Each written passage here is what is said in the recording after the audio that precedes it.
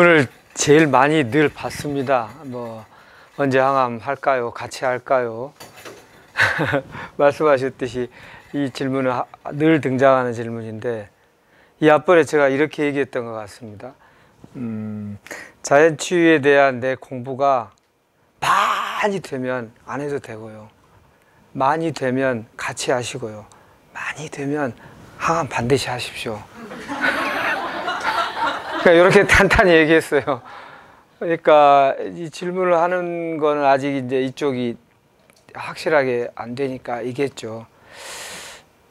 뭐 인지상정으로 이해는 됩니다.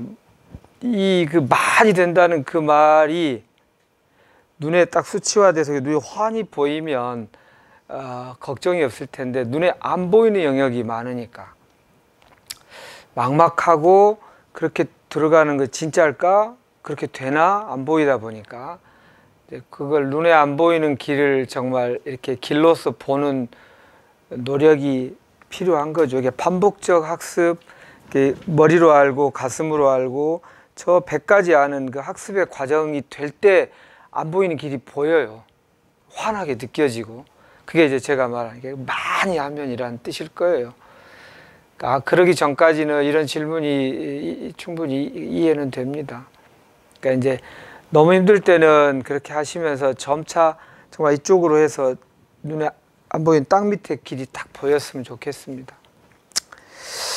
그리고 이제 암은 정말 특별한 병 같아요. 저는 이제 이렇게 뭐 병 이런 거를 주로 주제로, 직업이 그렇잖아요. 다른 병에 비해서 암이 왜 특별하냐면, 심사평가원에서 자꾸 뭐라고 시비를 거는 것 중에 입원할 필요가 있나를 자꾸 얘기해요. 그래서 그 입원 등급에 따라서 요양병원 같은 경우는 딱 정액을 줘요. 이렇게 입원비 하루. 근데 암 환자는 무조건 최하로 줘요. 암이 제일 무서운 병이고 제일 중병 아닌가요? 근데 항상 최하예요. 입원할 필요도 없다고 그래요. 이유는 산에 댕긴다며.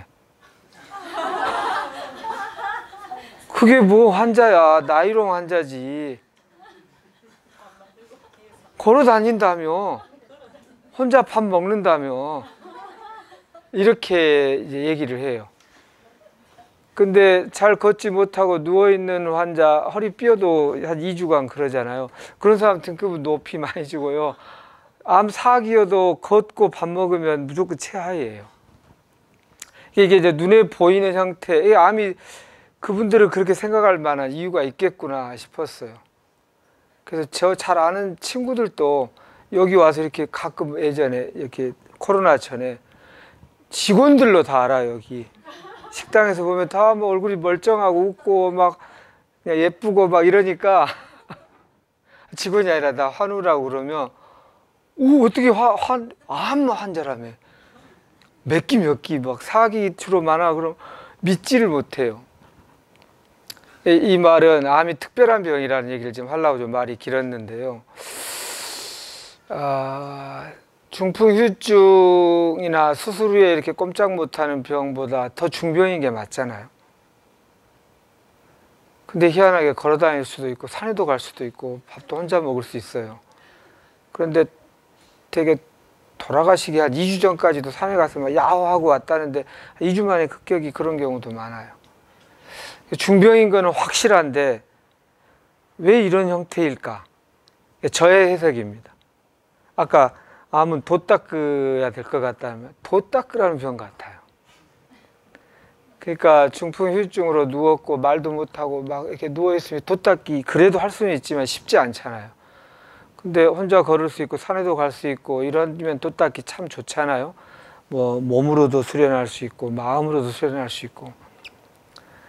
그러니까 저는 이제 무의식의 어떤 영적인 프로그램 이런 걸 뭐 제 나름의 주관으로는 갖고 있는데요. 왜 이 병이 나에게 왔을까?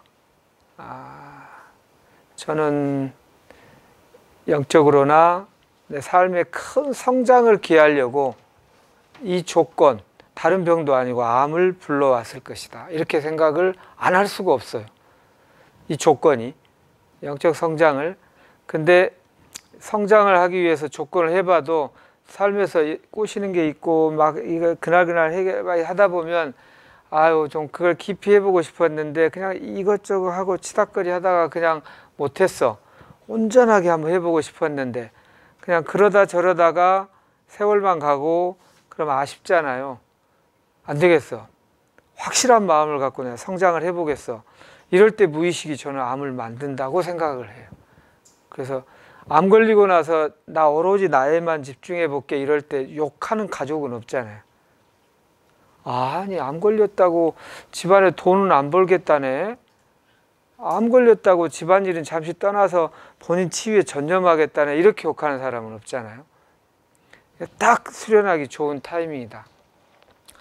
그래서 내가 성장하든지 성장하지 않으면 죽어버리겠어. 이런 정도의 강한 배수진을 그렇게 친다고 그러잖아요. 뒤에 일부러 물을 배치하고 옛날처럼 조금 피곤하고 힘들 것 같으면 도망가지 않으려고 물을, 그리고 타고 온 뗏목을 그래도 또 뗏목 타고 도망가기 마음이 생길까 봐 타고 온 뗏목을 불질러 버린다고도 돼 있어요. 죽기 아니면 살기로 내가 성장하겠다. 이런 그 무의식적 시나리오 프로그램을 가진 분이 저는 암 환자라고 생각하고 있습니다. 네. 그러니까 내 의식으로는 잘 안 떠오르실지 모르지만 무의식은 그럴 것이다 이렇게 봅니다. 그래서 이제 봐봅시다. 암을 현대의학적으로도 어디에 분류되어 있냐면 생활습관병으로 분류되어 있어요. 뭐 고혈압, 당뇨, 뭐 고지혈증 이것도 다 생활습관병이고요. 암도 생활습관병입니다. 근데 내가 생활습관병에 걸렸어 이렇게 말하면 편안하지 않나요? 일반적으로. 근데 암에 걸렸어 그러면 너무 무섭죠. 암이 생활습관병이에요. 그런데 이제 저에게 와서 제 생활습관 중 이런 습관을 고치려면 어떻게 해야 되죠? 참 잘 안 돼요. 이렇게 물어본 사람은 1000명 중에 한두 명이고요. 뭐 통증을 어떻게 없애야 돼요? 뭐를 먹어야 암이 나아요? 이렇게 하지 내 생활 습관을 어떻게 하면 바꿀까요?를 별로 안 물어보더라고요. 그러니까 본질을 지금 잘못 이해하는 거예요. 암은 생활 습관병입니다. 그러니까 뭐를 치료해야 됩니까? 원인은 생활 습관을 치료해야 돼요. 생활 습관을 치료하는데 좀 큰 장애물들 몇 개를 좀 큰 비를 피하듯이 생활 습관을 고치기 위해서 몇 개 덜어주는 게 그때그때 좀 필요한 약이나 이런 것이지, 약은 그래서 전체의 흐름에서 아주 작은 거라고 보셔야 됩니다. 핵심은 생활 습관입니다. 계속 머리에 해야 될 질문은 내가 고쳐야 될 생활 습관이 뭐지? 생활 습관을 바꾼다는 게 영적 성장의 핵심이고요. 운명을 바꾼다는 것의 핵심입니다. 습관은 무의식, 습관적으로, 무의식적으로 이런 거잖아요. 무의식을 바꾸겠다는 뜻이고요. 내 삶에 깊은 성장을 하겠다라는 것을 하라는 신호가 생활습관병입니다. 질문을 자꾸 바꿔보십시오.